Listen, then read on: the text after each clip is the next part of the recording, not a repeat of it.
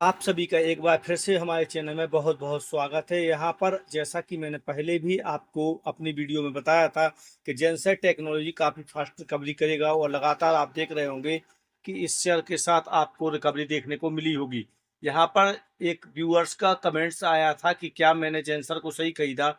तो बिल्कुल आप देख रहे होंगे कि 2 दिन में आपने रिकवरी काफ़ी 20% के करीब कर ली है और यहाँ पर आपको डरने की बिल्कुल भी आवश्यकता नहीं है। अभी यह और ऊपर जाएगा और धीमे धीमे रिकवरी करेगा। भले ही एआई बबल के कारण इसे थोड़ा बहुत प्रॉब्लम हुई है। आपके पोर्टफोलियो में भी अभी यह शेयर आपके पास मौजूद है तो निश्चित तौर पर आप इसे अभी होल्ड करके रखिए। काफ़ी परेशानी होने की ज़रूरत नहीं है, यहाँ पर आपको रिकवरी अच्छा मिलेगा।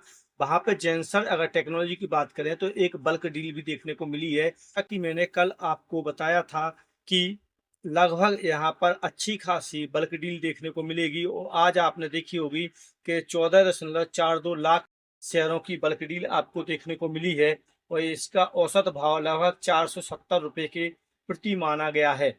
यहाँ पर उपलब्ध जानकारी आपके केवल क्रेता और विक्रेताओं के आधार पर है, लेकिन निश्चित तौर पर 17 जुलाई तक आप बात करें तो आपको 12.60 प्रति शेयर के हिसाब से आपको डिविडेंड भी मिलेगा।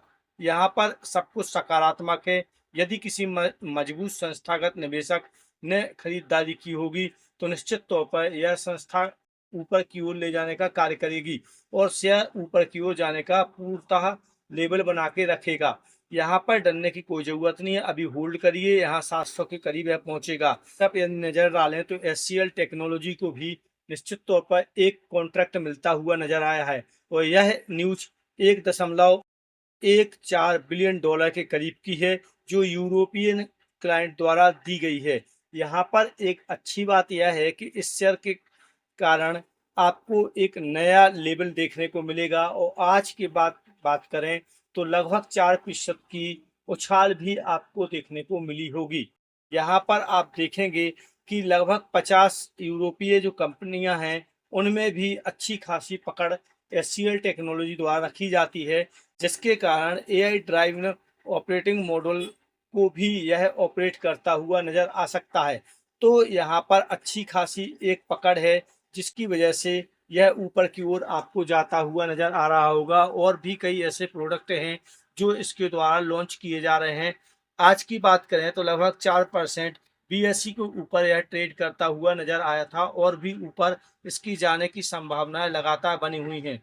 वहीं सीजी पावर की बात करें तो यह लगातार आज लगभग 8% के करीब दिखाई दिया होगा और भी पावर सेक्टर के कई दिग्गज शेयर हैं जो इसी प्रकार 5 से 7% गिरते हुए आपको नजर आ रहे होंगे। तो इन प्रकार के शेयरों के साथ यदि आपकी होल्डिंग है तो आप इसे बचा के रखिए, बेचने की आवश्यकता नहीं है। चार्ट पैटर्न आपको साफ तौर पर दिख रहा होगा कि नीचे की ओर जाता हुआ नजर आया है, लेकिन अभी भी बात करें तो 5 साल में इसके द्वारा करीब 400% की रिटर्न दी गई है जो काफी अच्छा है।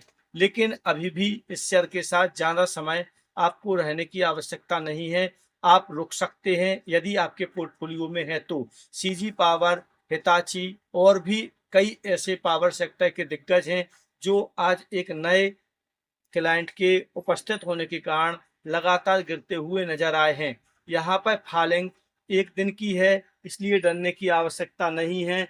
थोड़ा बहुत डर तो होता ही है, लेकिन पोर्टफोलियो में आप शेयरों को बेचने की आवश्यकता भी नहीं पड़ेगी क्योंकि स्थिति में चाइनीज कंपनियां लगातार भारत में पार्टिसिपेट कर रही हैं, जिसकी वजह से इस प्रकार की फॉलिंग आपको देखने को मिल रही है। यहाँ पे कोई भी प्रेशर ज़्यादा नहीं क्रिएट हो पाएगा, लेकिन थोड़ा बहुत फ्राइडे के दिन जरूर प्रेशर क्रिएट हुआ था जिसकी वजह से यह 9% तक फॉलिंग आपको देखने को मिली होगी। लेकिन आपको भविष्य में लगभग 2 या 4 महीने के बाद आपको यह निश्चित तौर पर ऊपर की ओर जाते हुआ नजर आएगा। यहाँ पे कंपटीशन बढ़ गया है, इसलिए कह सकते हैं कि थोड़ा बहुत असर तो देखने को मिलेगा ही। यहाँ पर यदि आपके पोर्टफोलियो में यह शेयर है तो इसे बना के रखिए क्योंकि एनर्जी सेक्टर काफी ऊपर जाएगा।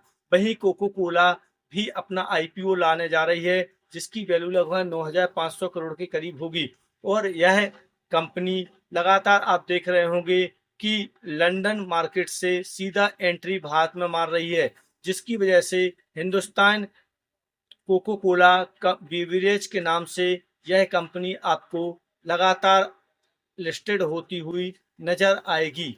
यहाँ पर ब्लूमबर्ग की रिपोर्ट के मुताबिक इस आईपीओ के जरिए करीब $1 अरब जुटाया जा सकता है और इसकी वित्तीय सलाहकार के रूप में रूथ चाइल्ड एंड कंपनी प्रतिक्रिया को संभालने का कार्य करेगी।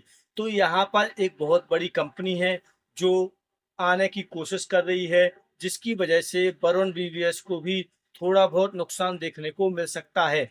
और लेकिन यदि वरुण बीवीएस अगर मौजूद है तो इसे भी टफ कंपटीशन का सामना करना पड़ेगा।